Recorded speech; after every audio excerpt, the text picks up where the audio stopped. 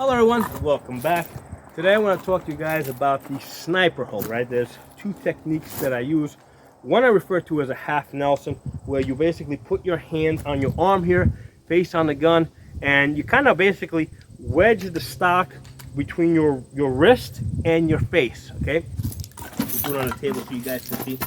So if I'm here, I'm going to put my hand on my arm over here, put my face on the gun, and then I can basically pull my arm slightly in this direction and push my face slightly in the opposite direction to wedge the stock into position so that it doesn't move, okay?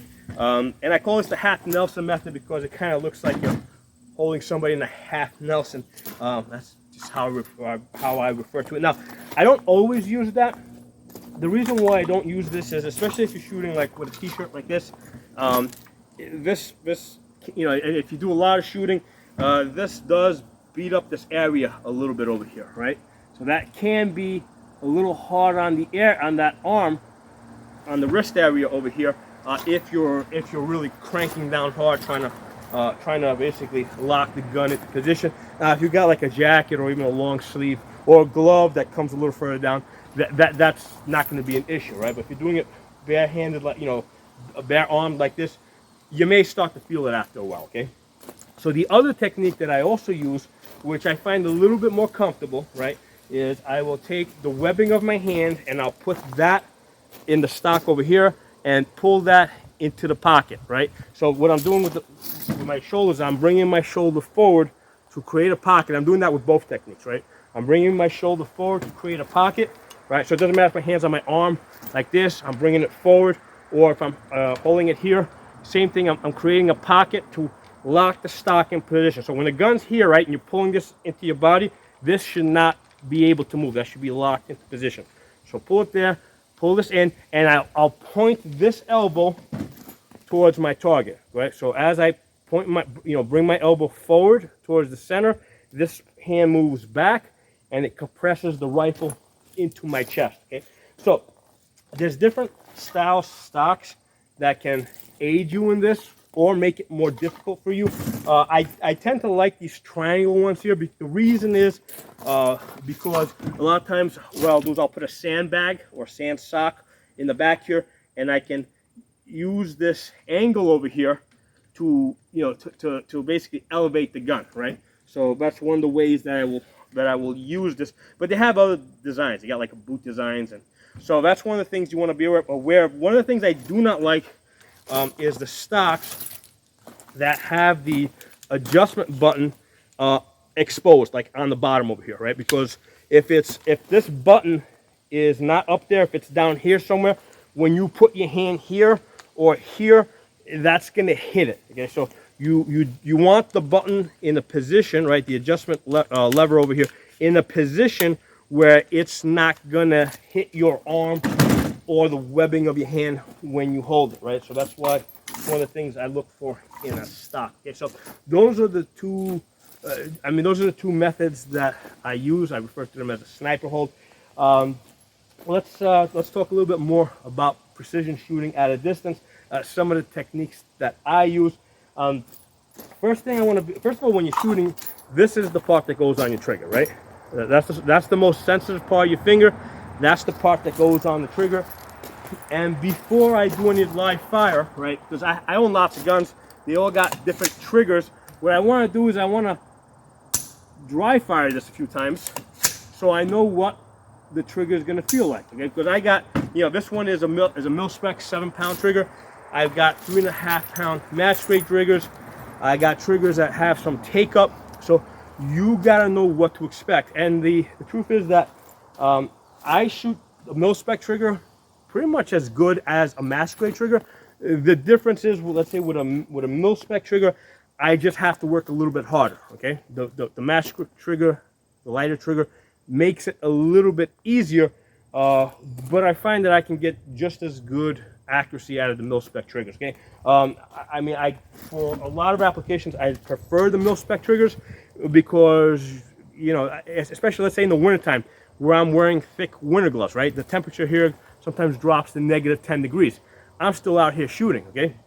So with thick insulated gloves, I don't want a match grade trigger. I want a 7-pound trigger that I can feel through the gloves. Okay, so that's a different consideration for you guys. You know, again, depends on where you are, what your environment is, and what kind of shooting you're going to be doing. So the next thing I want to talk about is your breath control, which a lot of times is misunderstood, because I've had people that have been shooting for many years, and they'll tell me that when they're shooting standing, right, and coming out of a holster, they hold their breath before they take a shot, which makes no sense to me, because if you're shooting standing, the rest of your body is going to be moving slightly more than you're breathing anyway. Okay, so the breath control only makes a difference if the rest of your body is stabilized. So only if you're prone or benched, you know, is it really going to make a difference. Okay, so as far as the breath control, you know, what I'll do is I'll either hold my breath. Okay, that's what I generally do if I need to. I'll talk about that in a second. Or I'll exhale. So I can either go, all right, or I can go. Okay, so I can do it either way. But here's the thing: a lot of times, and I'll be shooting, let's say 300 yards.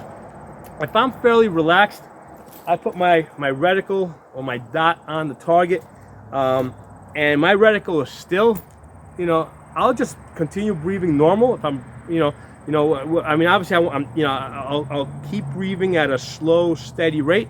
I'll take my shot and I'll still hit my target. Okay, so I'll use the breath control to the extent that I need to use it. Okay, if my reticle is moving on the target, so if I got, let's say, my reticle on my target here, and I see that it's moving a little bit, I got to figure out what I got to do to stabilize it. Okay, so I might need to crank down a little bit harder on the gun, hold my breath, but this is now we're talking about understanding what you're doing, understanding the things that are actually going to help you. Right? It makes no sense to do stuff if you know if it's not going to actually serve a purpose. Okay.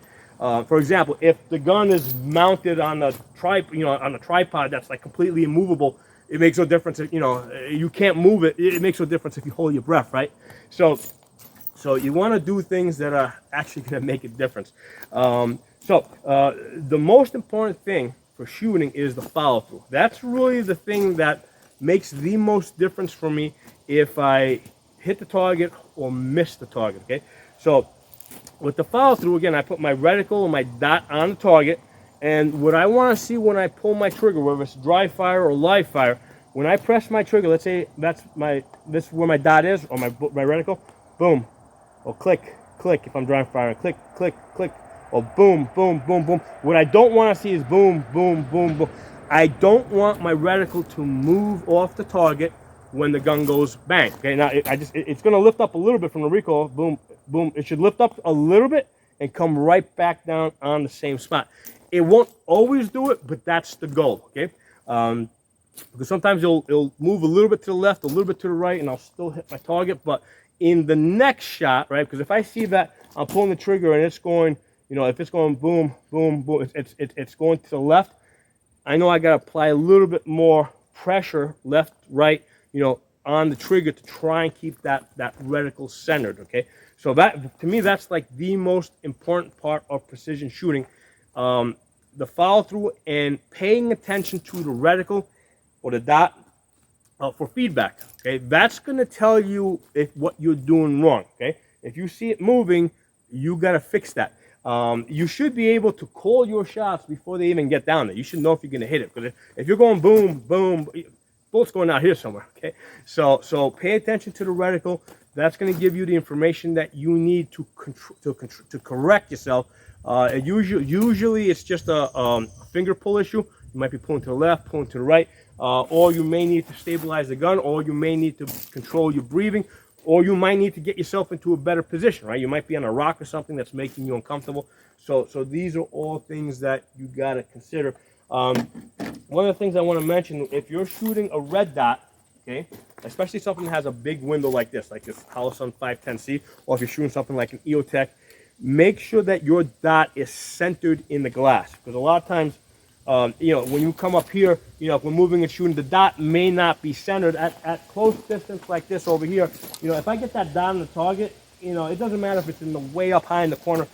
I'm still gonna hit it. But if you're shooting, let's say 200, 300, 400 yards, the dot needs to be in the center because there is a slight parallax difference. Now, you got a magnifier behind that. That kind of helps keep you honest, because if you're not perfectly centered, you're going to start seeing some shadow. Also, if you got a scope, you know, again, you'll start seeing a shadow if you're not centered. So that's a little bit less of an issue with that. But if you've got a red dot and that's all you've got, and you're trying to shoot distance, and make sure that dot is centered. In fact, because here's the thing, when you zeroed the rifle, right, maybe you weren't perfectly centered. So if you have a big optic like this that has a big window, and you're used to shooting this with the reticle, with the dot, you know, let's say slightly high left or whatever, you know, if that's how you zeroed it, and then when you go to take your long distance shot, you're now like, you're thinking, you're like, okay, I need to take a long distance shot, I got to make sure I'm perfectly centered. You're gonna miss, because that's not how you originally zeroed the rifle. So you gotta zero your red dot with the dot perfectly centered in the center of your window, and then also take your distance shots with a red dot with that dot also centered. Okay, so these are some things for you guys to consider. So again, going back, the purpose of this was to just show you guys the two holds that I'll use. The relaxed one, the easy one, is I'll just put the webbing here, point my elbow forward towards the target, create a pocket, pull this into the pocket, take my shot like that. It's a little bit more relaxed because, you know, basically you got a soft part on the stock over here. And the other one is where I put my hand on my arm here, and basically I'm pulling my arm up this way while pushing my head down that way to lock the gun into position. Okay, and you know, that's the other hold that I use. This does beat up your wrist a little bit over here, but hey, listen, I use whatever I need to use. If I'm using this hold and I'm not satisfied, I see that, you know, I'm not controlling the gun well enough, I'll switch to the other hold. Or before I take the shot, like I'll look at my reticle. If I see that my reticle is not steady, it's not like perfectly still on the target, if it's moving around like that, you gotta fix that before you even take the shot. So you may need to reposition yourself. Maybe you're on a rock or something, or you might need to reposition yourself. You might need to change your hold back over here. You know, there might be something on your body, like you might have a piece of your clothing or equipment that's making you uncomfortable. You need to fix that so that before you take your shot, your reticle is on the target and it is comfortably still, right? You're not struggling to keep it still, right? It's not going like that, and then you gotta struggle to try and, you know, you should be able to relax, somewhat relax behind the gun, and for that reticle or dot to stay still on your target. So a couple of things for you guys to think about. Drop some comments below. If you guys got some other ideas or some other techniques that work for you, please let me know. I don't pretend to know everything. I'm just telling you guys the stuff that works for me. Thanks for watching. I'll talk to you all soon.